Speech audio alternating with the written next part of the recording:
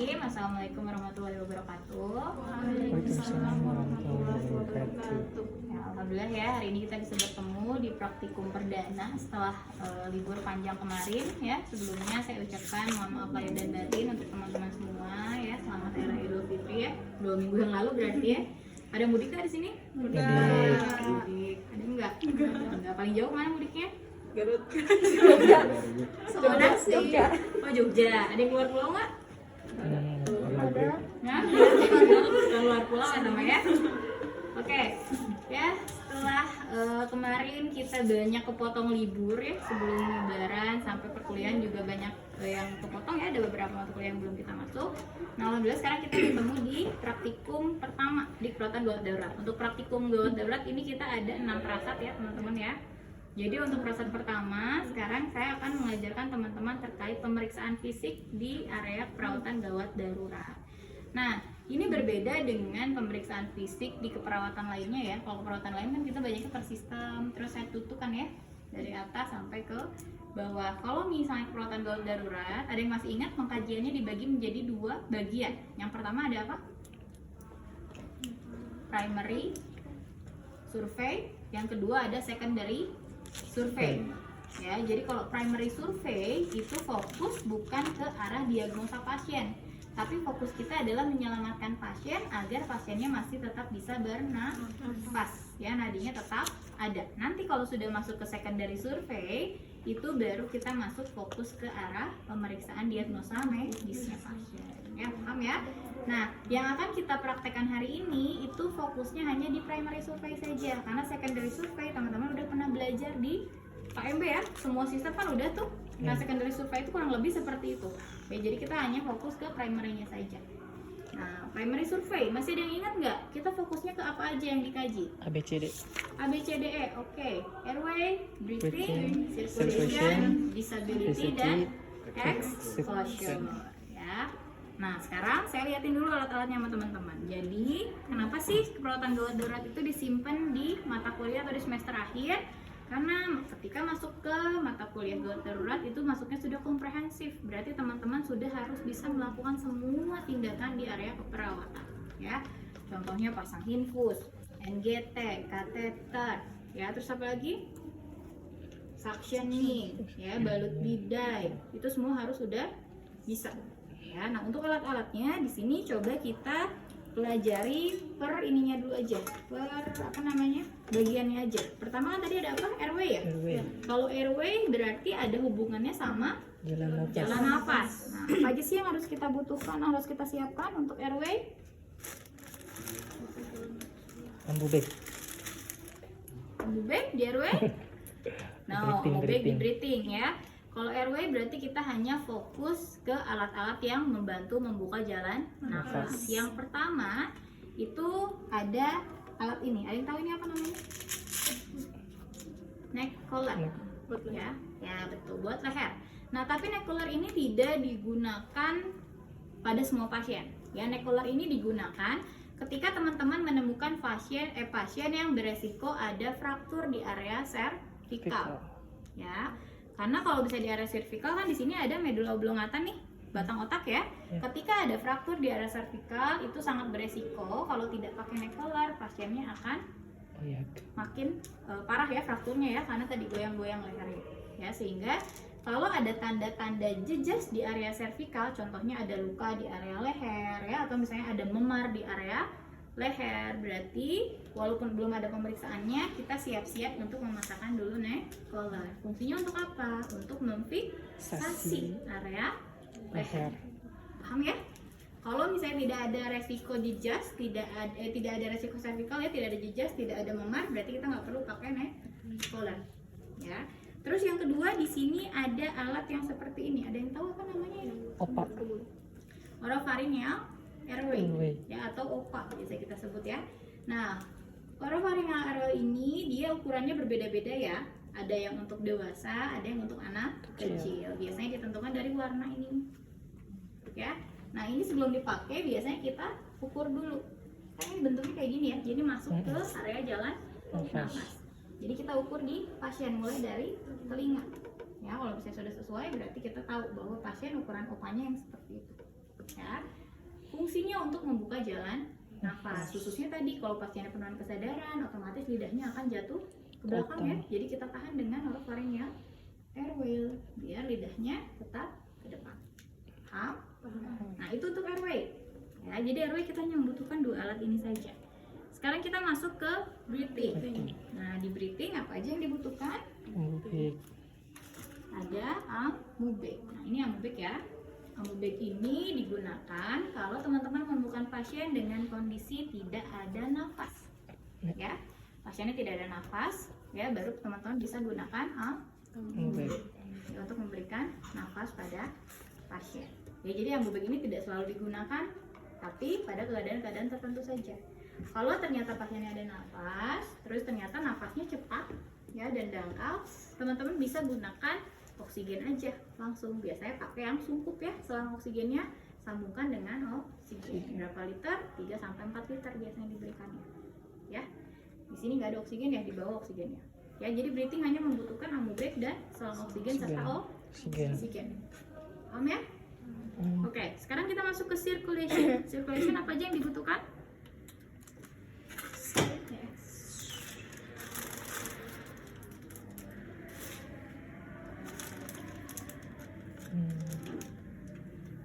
Circulation ini ada hubungan sama apa sih? Dengan kondisi shock. Ya, ada pendarahan biasanya ya, kekurangan cairan pada pasien. Apalagi misalnya pasiennya datang ternyata kecelakaan, terus pasiennya tidak sadarkan diri dan ternyata ada pendarahan hebat, ada fraktur misalnya terbuka, sehingga cairan ini dibutuhkan untuk tadi meningkatkan kondisi kesadaran pasien. Karena penurunan kesadaran pada pasien itu bisa disebabkan karena ada kekurangan cairan, sehingga sirkulasi oksigen di dalam tubuh pasien tidak maksimal. Oke, jadi untuk sirkulasi atau circulation kita butuhkan infus, sep, dan juga cairan. Ya, cairannya biasanya pakai NaCl. Ya. Nah, untuk infusnya ini biasanya kalau di IGD ya, pasien-pasien gawat darurat, apalagi kondisinya sudah ada pendarahan hebat, pasiennya tidak sadarkan diri, ini tidak hanya di satu tangan, biasanya 2 sampai 4 jalur ya. Kalau 2 jalur berarti tangan kanan, tangan kiri, kaki kanan dan kaki kiri. Dan juga ini biasanya nggak pakai tetesan, dia dilos. Ya, apalagi kondisinya sudah parah banget ya, penurunan kesadarannya dan cairannya sudah minim ya di dalam tubuh pasien. Ini biasanya bukan dilos lagi tapi dipijit si labunya. Ya, biar cairannya cepat masuk ke dalam tubuh pasien. Ya, jadi kita sesuaikan saja dengan kondisi pasiennya untuk pemberian cairan atau infus. Ya, kalau misalnya ternyata pasiennya membutuhkan darah, berarti kita langsung melakukan transfusi darah. Tapi jangan lupa kalau transfusi darah harus dicek dulu ya golongan darahnya, ya, terus kebutuhan darahnya apa dan lain-lain. Ya, terus di sini masih di circulation. Ini sebetulnya kondisional ya untuk tadi ini kelupaan. Ini ada suction. Suction ini di mana? Airway ya. Jadi kalau misalnya teman-teman dapat pasien, terus ternyata pasiennya ketika datang suaranya itu gargling, berarti gargling itu ada apa?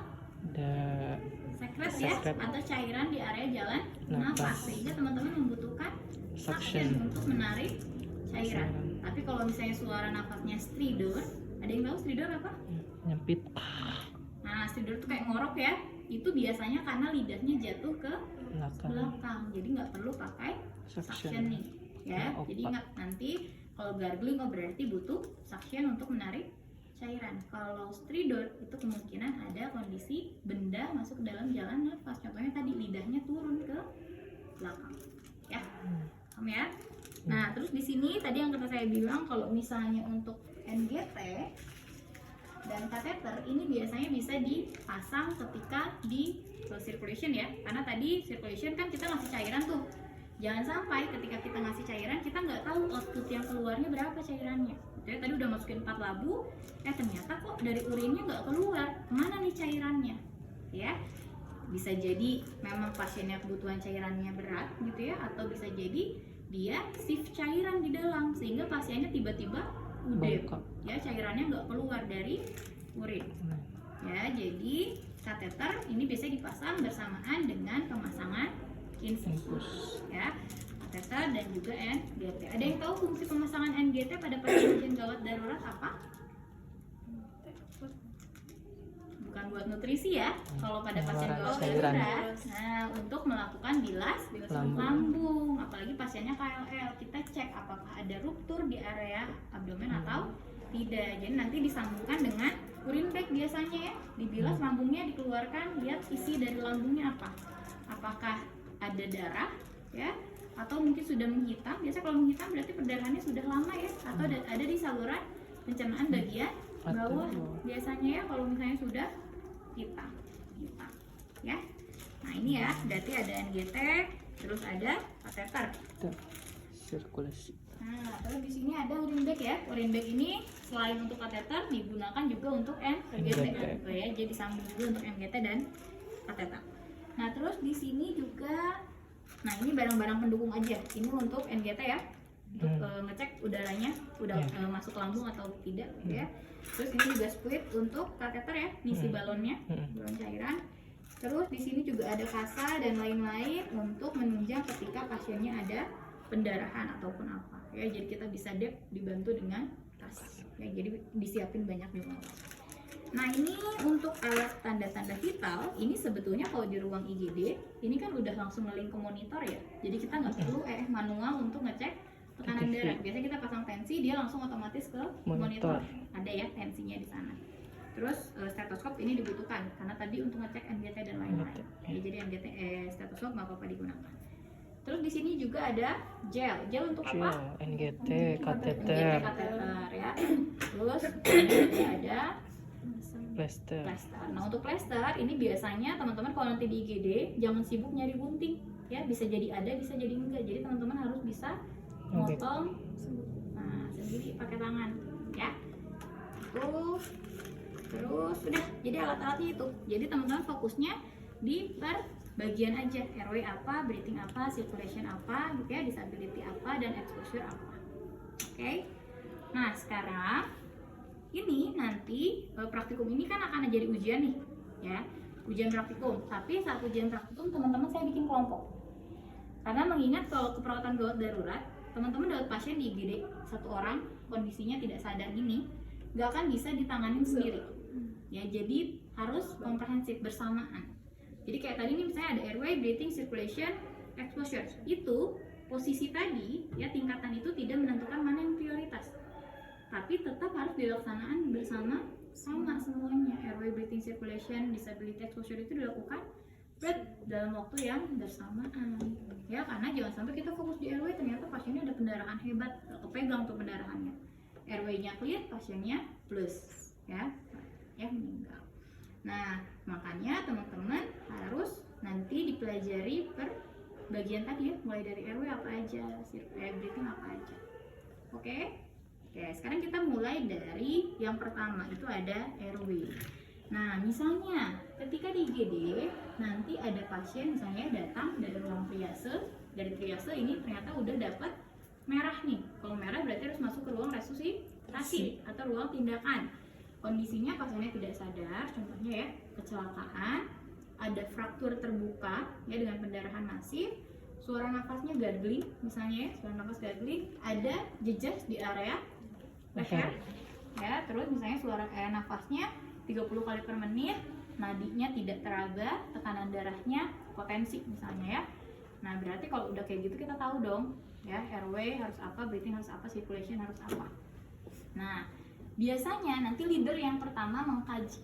Kalau leadernya sudah mengkaji, nanti dia akan panggil tim. Misalnya ya, saya minta 3 orang atau 4 orang ini. Nanti kalau udah datang, perawat A, Anda di bagian airway, perawat B, breathing, perawat C, circulation, perawat D di disability. Nah, saya contohin satu-satu. Mulai dari airway. Tadi airway, kita yang harus disiapkan apa aja? Neck collar, orofaringel, sama alat suction ya. Nah, di sini nanti ketika ujian teman-teman gak harus ngelakuin semua tindakan sesuai SOP, misalnya suctioning harus gimana, cuma saya pengen lihat pelaksanaannya seperti apa, jadi gak harus detail banget. Tapi kalau steril berarti pelaksanaannya harus steril, tapi gak harus yang lengkap banget alatnya ya, gimana caranya biar terlihat steril ya. Nah tadi pasiennya ketika datang ada jejak di area leher, cervical atau leher, berarti di sini pasiennya ada resiko fraktur vertikal. vertikal. Nah, tindakan yang harus pertama kita lakukan sebelum membersihkan atau membuka jalan nafas adalah kita memasang neck collar untuk memfiksasi ya. Nah, di sini neck collar itu jenisnya beda-beda ya. Ada yang kayak gini, ada yang warnanya kuning sama biru kalau ada yang pernah lihat ya. Dia itu bisa diatur ketinggiannya ya, karena biasanya diukur dengan leher pasien. Nah, alat yang itu sedang dipesan, jadi mudah-mudahan nanti pas di BHD udah ada alatnya ya, jadi teman-teman bisa ngelihat cara pemakaiannya seperti apa. Dan ketika kita melakukan pemasangan neck collar, ini nggak bisa sendirian, harus dibantuin sama temennya. Karena apa? Kan nggak mungkin kita ngangkat pasien sendiri gini. Lah kan kita pasang ini itu untuk memfiksasi ya. Sekarang kita kayak giniin pasien, resiko nggak pasiennya itu? Resiko ya. Jadi kita butuh teman, nanti satu teman megang kepala pasien kayak gini ya, jadi nggak bisa sendiri kayak gini, jadi kita butuh 2 orang. Nanti kalau misalnya temannya ada di bawah ya diangkat, baru di sini kita sisipin di bagian bawah aja ya. Sini udah diangkat ya, kita tarik.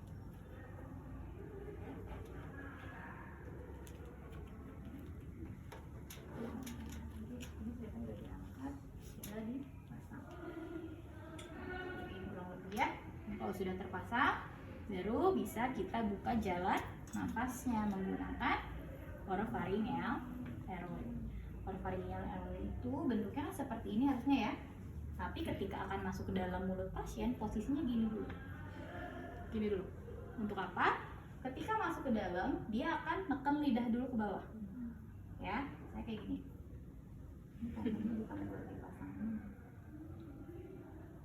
Nah, saya kan gini nih. Lidahnya kan udah ditekan nih sampai ke bawah, baru diputar.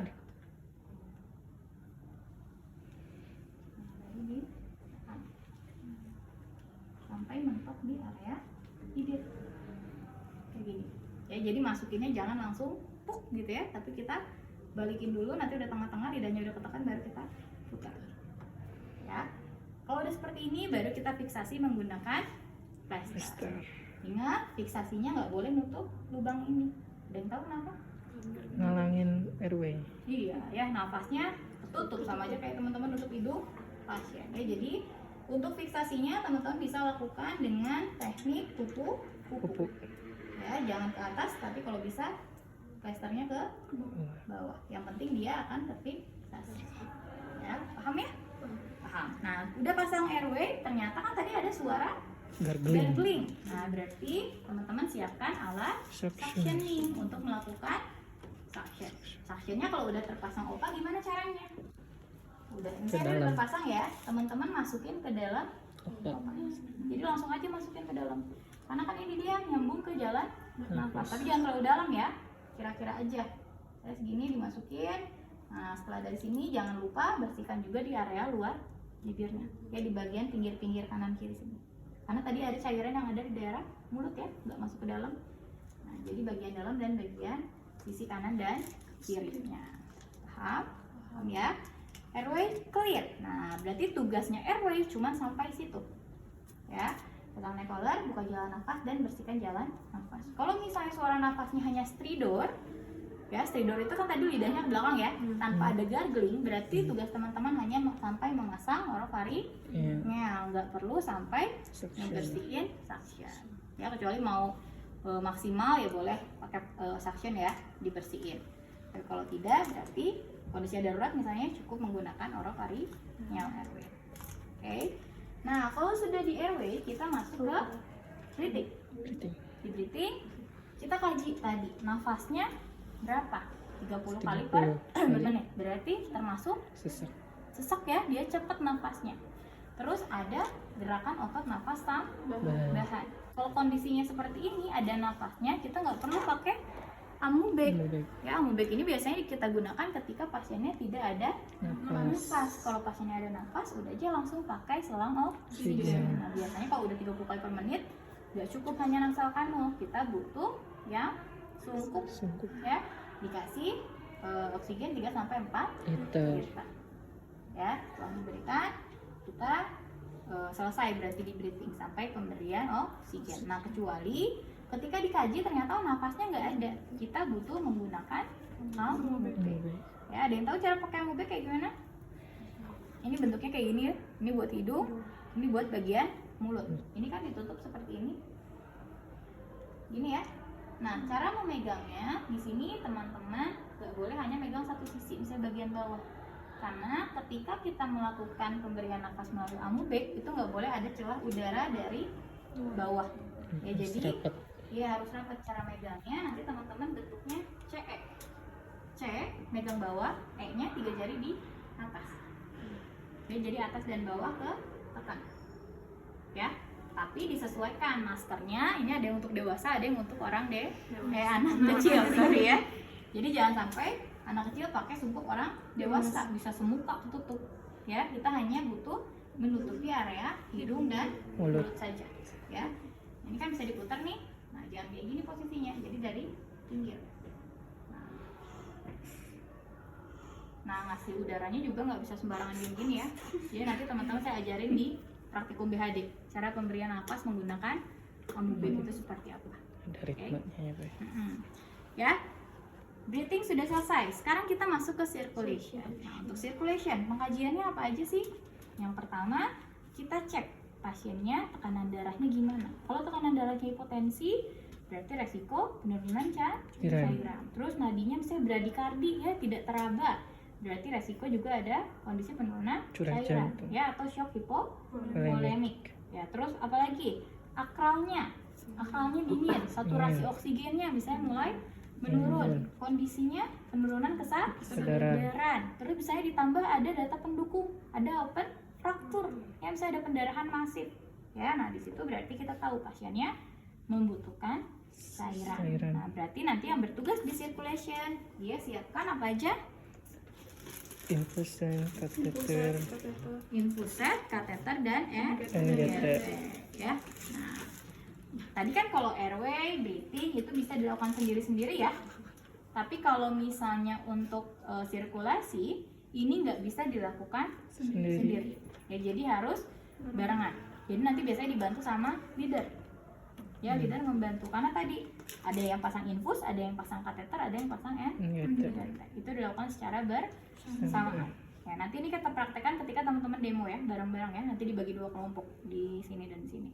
Nah, terus yang ketiga di sini ada disability. Disability itu apa? Keterbatasan.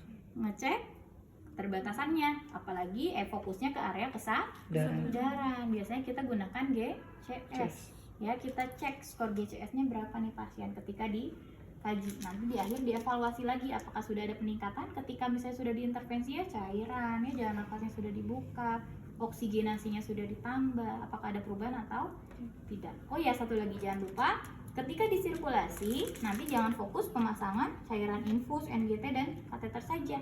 Fokus juga ke area luka terbuka. Jangan sampai kayak ember bocor, kita ngasih cairan tapi lukanya terus masif pendarahan keluar. Ya, jadi kita lakukan DEP ya untuk menahan cairan. Oke.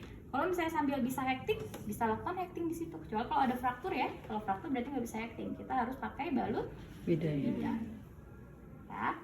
Oke, disability udah. Exposure. Nah, exposure itu adalah pemeriksaan keseluruhan. Biasanya pasien nanti akan diminta untuk membuka keseluruhan bajunya. Ya, bukan diminta, kita yang membuka baju pasien ya.